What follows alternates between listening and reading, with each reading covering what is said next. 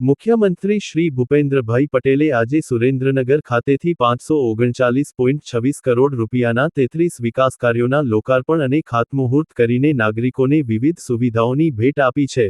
Pandit Deendayal Upadhyay town hall ખાતે સુરેન્દ્રનગર મહાનગરપાલિકા તથા વિવિધ વિભાગોના વિકાસકામોના લોકાર્પણ અને ખાતમુહૂર્તના આ કાર્યક્રમમાં સંબોધન કરતા મુખ્યમંત્રીશ્રીએ જણાવ્યું હતું કે ઝાલાવાડની ધરતી પર આજે વિકાસ ઉત્સવ ઉજવાઈ રહ્યો છે.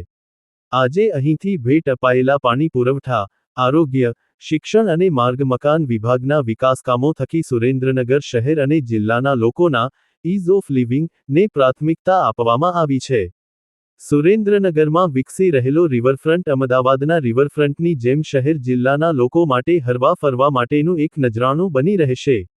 ઝાલાવાડ પંથકની વિકાસયાત્રાનો ઉલ્લેખ કરતાં તેમણે કહ્યું હતું કે એક સમયે આ વિસ્તારમાં પાણીની તંગી, રોજગારીની મર્યાદિત તકો, માળખાકીય સુવિધાના અભાવ સહિત અનેક તકલીફો હતી, પરંતુ તત્કાલીન મુખ્યમંત્રી અને વર્તમાન વડાપ્રધાન શ્રી નરેન્દ્રભાઈ મોદીએ આ વિસ્તારની સમૂળગી કાયાપલટ કરી નાખી છે.